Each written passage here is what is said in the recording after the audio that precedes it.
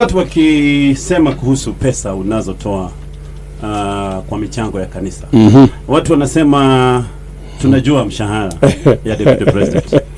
Na tukihesabu kila Jumapili ama kila pahali hii pesa imezidi mpaka imezidi mshahara ya deputy president. Watu wanasema sasa ni jibu. Yes.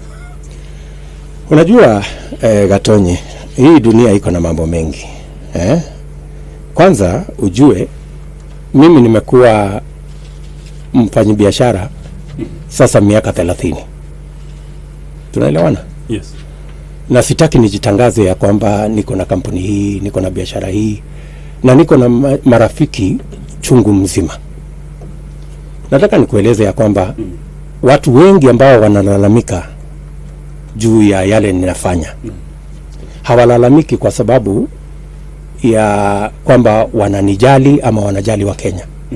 Wanalalamika kwa sababu hawataki nifanye hivyo. Mimi ni Mkristo na muamini Mungu. Sawa sawa? Yes. Na nimejifunza mahali nimefika ni kwa sababu ya Mungu. Kuna watu wengi wananilaumu kwenda kanisani, sijui kufanya nini. Mimi nataka niwaeleze. Kuna watu wengi ama wengine hawana shukurani kwa sababu pengine hawajatolewa mbali na Mungu vile mimi nimetolewa mbali. Mimi my friend, Yes. Bila Mungu mimi singekuwa naketi hapa. Mimi nilikuwa nauza kuku zamani kama mtu kadogo. Lakini unajua kitabu ya Zakaria 4 na mstari wa 10 inasema do not despise humble beginnings. Usidharau mwanzo mdogo. Yes. Unaweza kufika mahali. Na hiyo ndio tatizo. Tatizo ya hawa watu sio ati pesa ninatoa. Tatizo ya hawa watu ni huyu mtu ya kuku kadogo, hajulikani baba yake, hajulikani mahali ametoka. Mbona sasa ati anaonekana hapa, sijui anaonekana pale? Kwanza alikuja akakuwa deputy president kwa njia gani? That's the whole problem. You know? But they have to live with it. Kwa sababu wao si Mungu. Na wao si ndio wataamua nani atakuwa nacho, nani hatakuwa nacho. Kama ingekuwa ni mtu mwingine anafanya yale ambayo ninafanya, hangeulizwa maswali. Lakini maswali inaulizwa kwa sababu ya William Ruto.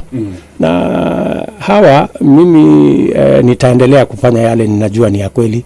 Na hakuna mtu Gatonye, Yes, ambaye anasema alipoteza pesa zake na akazikuta kwa akaunti yangu. Kama ama kunaye. Your Excellency, hii vita ni kama imepasua Jubilee mara mbili. Nao wanaojiita ama wanaitwa kieleweke, wanasema sisi tunasaidia rais kupigana na ufisadi. Wengine wanasema sisi tutaunga rais mkono kwa sababu wengine wataki. Jubilee iko namna gani? Ni kama hii vita. Wengine sasa nasikia kuna azimio la kumfukuza Matiang'i waziri. Wacha nikueleze Bwana Gatonye. Wacha nikurudisha nyuma kidogo. Na niwaambie wasikilizaji wako na Wakenya kwamba Jubilee ni chama ambayo tumeitoa mbali. Mheshimiwa Uhuru Kenyatta na mimi tuko na historia ndefu. Mimi sijamuunga mkono Uhuru Kenyatta ati kwa sababu atashinda. Hata wakati alikuwa anaanguka niliunga yeye mkono.